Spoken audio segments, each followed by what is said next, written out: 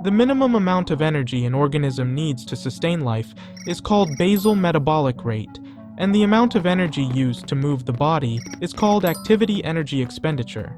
Humans regularly consume food to maintain this energy.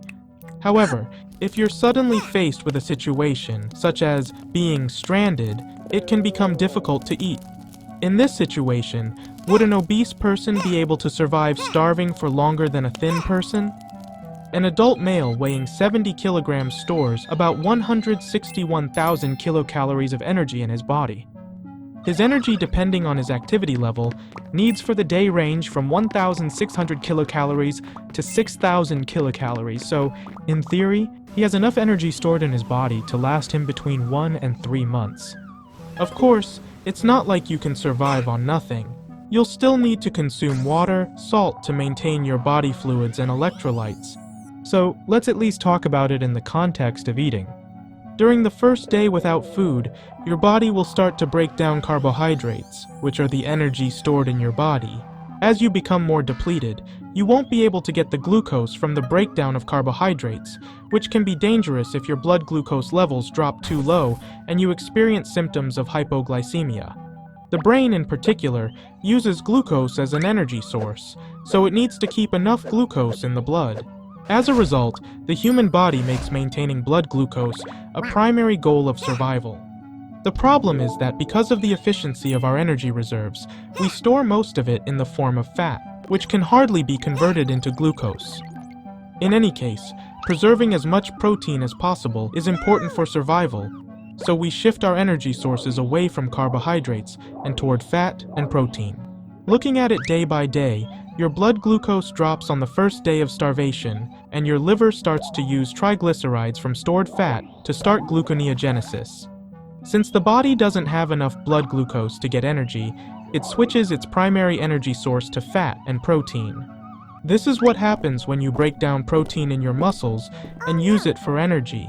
And as your body starts using protein for energy, it also starts breaking down muscle cells that it wouldn't normally break down. It also breaks down and uses proteins in pancreatic secretions that would normally be recycled as energy sources.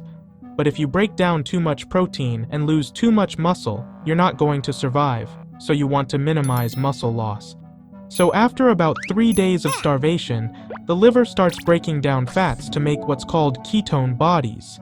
Because the liver doesn't have the energy to oxidize the acetyl-CoA produced during the process of breaking down fatty acids for energy, so it keeps converting it into ketone bodies. The liver begins to release large amounts of ketone bodies to fuel the brain instead of depleted glucose stores, and the brain gets about 30% of its energy needs from ketone bodies.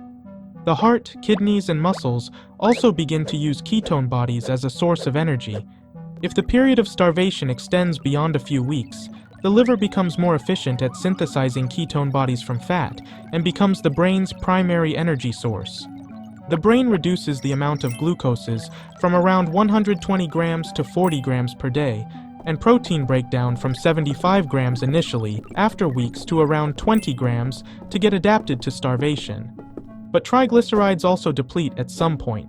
After depletion, you can't synthesize ketone bodies, so remaining energy source, protein breakdown accelerates, and your major organs break down. As you begin this process, you slowly die. In the past, it was thought that large protein stores in the body was important to survive starvation, but more recently, fat stores are thought to be more important. The more fat you have, the less protein you need to consume to survive for a longer period of time.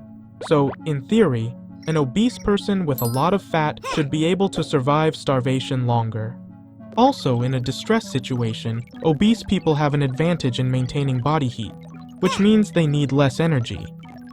Now that we've addressed the theoretical side of the topic, let's move on to the practical side.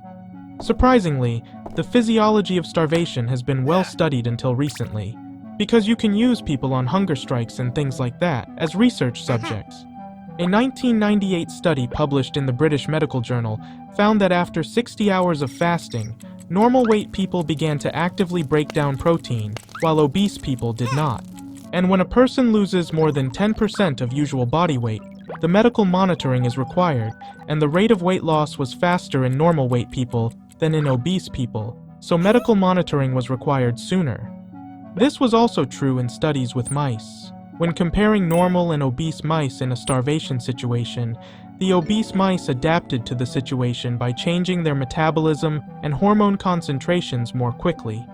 Naturally, this is a survival advantage, so they can starve for longer. There are also gender differences. For the same body mass index, women can starve for longer than men because they have a higher percentage of fat in their bodies. Did this satisfy your curiosity?